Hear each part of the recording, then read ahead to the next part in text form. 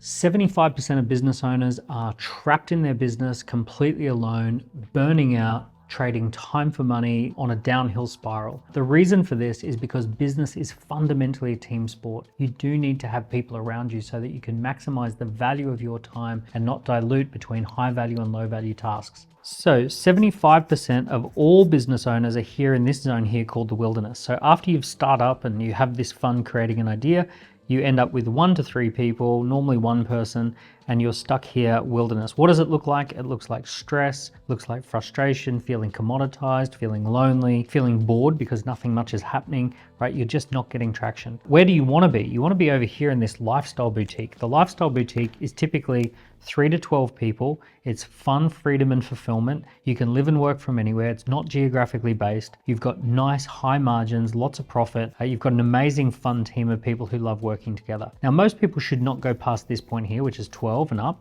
but the 3 to 12 person phase is really where you want to be. So what stops people from making the jump? Why is it that most people can never get this jump from being a solopreneur or a 1 to 3 person business into a 3 to 12 person business where they really enjoy the benefits of being an entrepreneur? What is it that's preventing people from doing that? Let's explore. The 3 reasons that most people will never get someone on their team is they struggle to find the right person.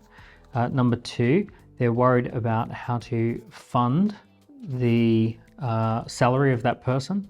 And they're also worried about the management of that person and the control, like who does what, and will that person step on my toes? Will I be a good manager? I don't want to manage people, all of those sorts of things. Now, these are pretty reasonable things to worry about, because if you think about it, when a big company that has 100 employees hires one person, they're only really expanding their costs by 1%. They're only expanding their team by 1%. But when you go from 1 person to 2 people, you're actually increasing the size of the costs of your business by maybe 50%, right? So it's quite a considerable expansion. Imagine if a 100-person business hired another 100 people in one day, that would be a pretty big expansion. So I understand it. I totally get it. But we have to push past this, or else we have to give up on this lifestyle business that we really want. So let's address these 3 things. Finding the right person. Well, for starters, we don't want to find the right person. We want to find the wrong person. The right person already has a job. The right person already has high expectations around what they get paid. And actually, it can often be the wrong people who are very, very good at helping us to get started on this entrepreneurial journey. It's often the case that many businesses start by roping in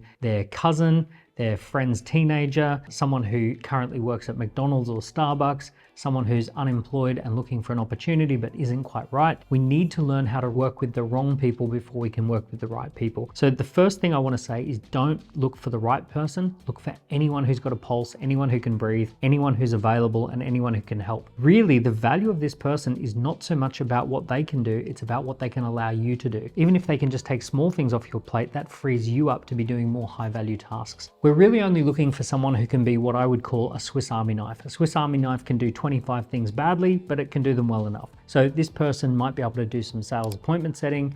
They might be able to schedule some things into your diary. They might be able to do running of errands. They might be able to do some updates on your social media. Anything that's time consuming that we can get off your plate so you can be doing the high value things. As I said, you're not looking for someone expensive. You're not looking for someone who's highly skilled. You're just looking for someone who can give you back some time. Now, where might you find these people? Absolutely everywhere. Go down to the local Starbucks, see if anyone wants to quit their job and come and work with you. Go and ask around your friendship group, has anyone got someone who is on a gap year or who's a teenager looking for some part-time work? Go and make a post on your social media and say, I'm looking to hire an assistant for the next 3 months. Talk to some of your neighbors. Maybe someone is semi-retired and they're looking for a few hours per week to do something that's interesting and they're happy to help you out. So it might not be a teenager, maybe it's someone who's 63 years old, right? Just go looking around. As I said, it's not finding the right person, it's finding anyone who's willing to spend some time working on your business with you.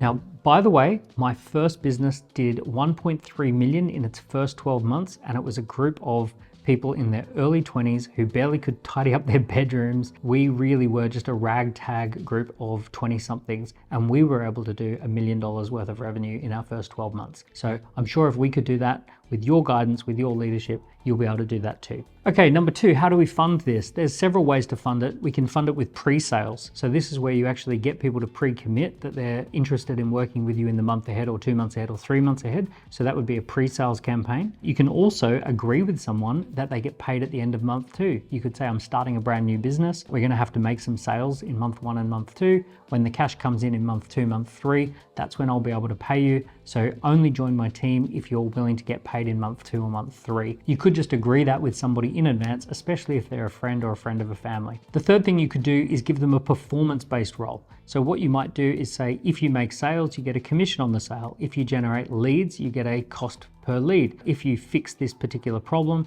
then I'll pay you $500 to fix that problem. So this could be a performance-based role where they're doing things that are worth a certain amount. In doing that they can then be paid with. Now, this is particularly useful if you bring someone on who is a salesperson or whose job is to deliver something to a customer. Because if they're a salesperson, they're bringing in the money that you can then use to pay them. And if they're a delivery person who works with customers, they're working with customers who must have paid something. So therefore, if their job is linked to either sales or customer delivery, there assumes that there is money in the business in order to fund that particular person. The third thing is management. Now, this typically breaks into 2 categories. Number 1 is a feeling of loss of control. Some of you are control freaks and you really, really want to make sure that your hands are on it and you're the one doing everything. You're going to have to break that cycle at some point. And the other one is that you're worried about whether this person will actually require training and whether you've even got time to do that, because you're probably spread pretty thin as it is. So with this one, if you're worried about loss of control, there are different ways to be a control freak. You can be a control freak by being hands-on and micromanaging someone, or you can be a control freak by telling people exactly what it is that you want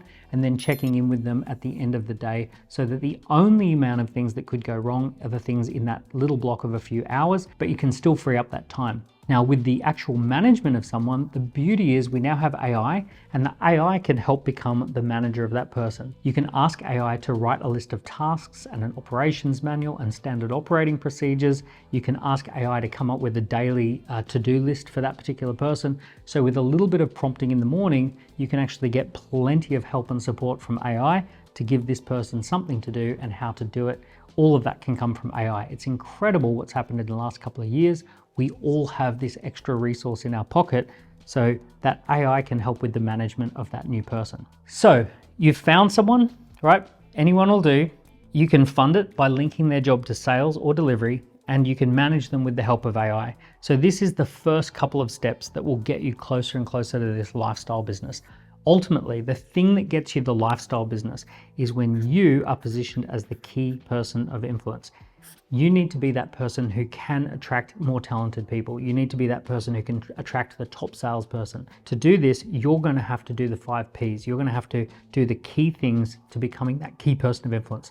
Now, I haven't got time on this video to run through exactly what your job description is, but I'm going to run a full workshop for 90 minutes all about you becoming the key person of influence. Now, when you do those things, you're going to build a little team of 3 to 12 people. You're going to be elevated as the key person of influence. You're going to have high margins. There is a blueprint. There is a playbook for how to do this correctly. So by bringing on that one person, you've begun the journey of elevating yourself out of that horrible wilderness zone where you're stuck, where you're lonely, where you're frustrated, where you're spread too thin, and you've begun the journey to become a lifestyle business. Now, if you do this, your job will change. You will become the key person of influence. No longer will you be in the business, you'll be on the business, you'll be driving people to the business. There's a whole playbook for this. We've got this down to a fine art. There are key things that you've got to do in order for you to really elevate this business to a lifestyle business. You're going to develop some intellectual property. You're going to create some media assets. You're going to create some content. You're going to be better at pitching. I'm going to talk you through all of the things that you need to do in order to bring this business to a lifestyle business. Come and join me for a 90-minute workshop. There'll be a link somewhere around this video,